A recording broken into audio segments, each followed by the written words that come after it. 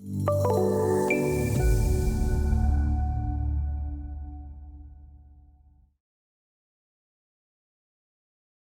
this video for Open Buildings Designer Connect Edition, HVAC modeling, we will take a look at utilizing the System ID tool.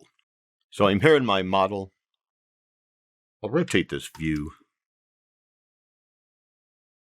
differently here. And for clarity, during the video, I'll turn off the architectural references here. I've got the grocery mezzanine and the grocery models. Attached, I'll simply turn off the display.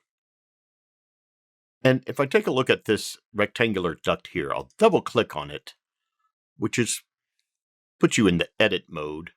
We look at our data group properties in our property panel. Scroll down here to the parameters category. I see that the system ID property does not have a value. So we'll add the system ID to the components in this run of duct here. In the mechanical tab of the ribbon interface, our Place Mechanical Systems group, here is the System ID tool. If I follow the prompt, it says select first component. I'll select this duct here. And we see how that goes down the path to the variable air volume unit that I've got in that little system there. And so we see the Assign System ID dialog box opens. And we have path settings, system ID settings, and view settings in here. If we look at the system setting, notice that we've got all or one there. In this case, it's really just one system. And for the path, it will calculate however many different paths there are in a particular run of ductwork. So for example, if I say path 1, well, that's all the components down to that variable air volume. If I say path 2, you'll see how it only highlights up to here. So if I had more ductwork, it would include that as path 2. And then path 3, in this case, would be the path out from the Y fitting there. So I'll leave it on the all option. We could also individually select components. Let's put it on path 1. Then you see each individual component is now listed here. There's that variable air volume. So I'll leave this setting on all, and then that will set the components to be all. For the ID settings here, we can apply a number to the system number. We can type in the system type. In this case, I'll just use the default supply air. And we can increment the count. We can also increment, if we choose a suffix. We can turn on the system type, which notice it grays out the count and suffix options here, because it will simply put in the system type ID to the components. So if we turn off use system type, you see where we can say add a count increment, or we can add a suffix increment here. Then there's also the option here to override existing, which will mean to override the system ID. If it's already got one on there, it will replace it with a new one. So I'll go ahead and select apply here. We see the please wait option, and I'll close out of the assign system ID. If I double check that rectangular duct, then I see that it now has this system ID. So system 01, supply air as the type, and the first component in that route that I selected.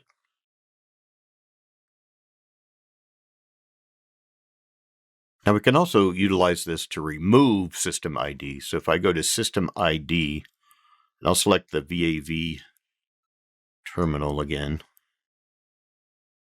and set it to all the systems, and I can say delete all the system IDs. We see that it's finished, and if we review the rectangular duct here, we see that the system ID has been removed from that one. So let's get an ID.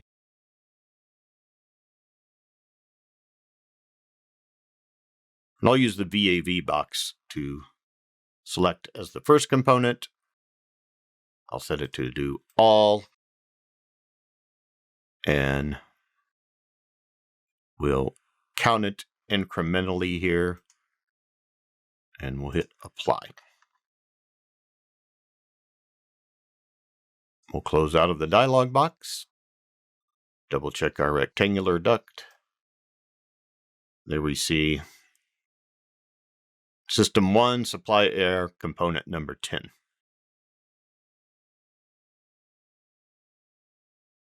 And we can review this in our Schedules reporting utility. So we'll take a look at that. If I go up to Data Reporting, go to Schedules, notice I've got it set to Show Used Active, which means only components that are in my active file, not references. If I choose that duct rectangular, it will scan through the model, report back to me any rectangular duct. There's all of our data group properties, rows, and values for those. If I continue to scroll over, then we'll see the system ID here. So I've got other ductwork in this model that I've placed. So I've only done those few right there that now have that system ID placed on it. If we look at our round ductwork, see the same thing.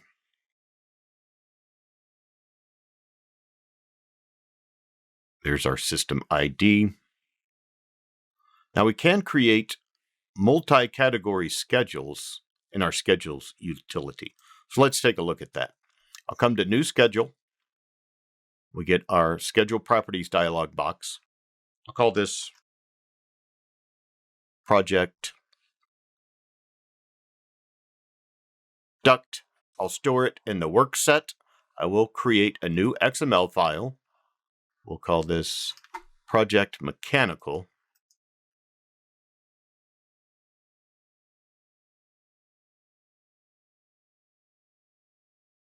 Schedules. I'll select Save. Notice the OK button is grayed out because I need to tell it which catalog types I want to include. Now we can see we have all our various disciplines from OpenBuildings Designer. We can collapse those down. So I'll collapse some of these down here. Get down to my HVAC components. And I'll include the diffusers. So I've got various diffusers modeled in this model. So notice the ones in bold are ones that we've got in the model out there. And then I'll include the ductwork also. So I'm holding my control key down to select those various ones. I'll use the arrow to add it over here. Again, we can't hit the OK button yet because we need to select the properties. Now we can type in here. So for example, I'll type in phase. And you see how it went right to the phase, construction phase property. So I'll include that one, the diameter. I'm just selecting one. Diameter. Choose the diameter 1 property. Let's do the clear opening, if we've got any assigned.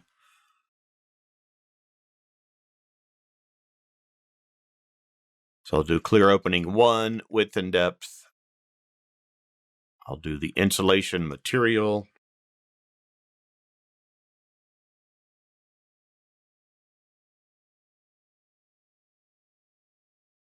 I'll do the lining material.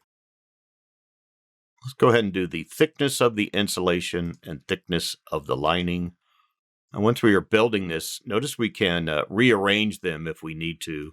So for example, if I want my material and thickness for the insulation to be side by side in the schedule, I can use these arrows to move them up and down. And finally, let's do system ID. I'll add that, and we'll make that one be the top one on the list. So now that I've added some properties, I can select OK.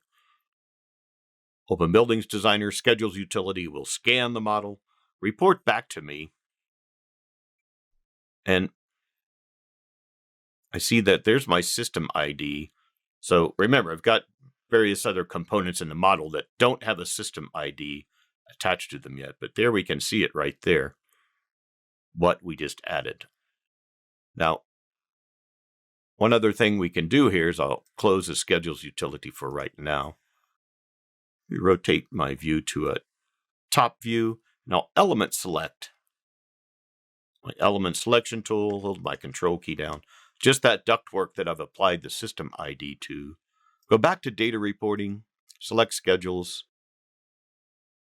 choose my project duct multi-category schedule I just created. And here is where I can say, show me only the selection set. And you see, there's the system ID for these components. As I highlight them individually, now let's go and let go of our selection set. You see how it shows me that's that particular system ID. Now, I didn't include the duct accessories, but I did include the air terminals.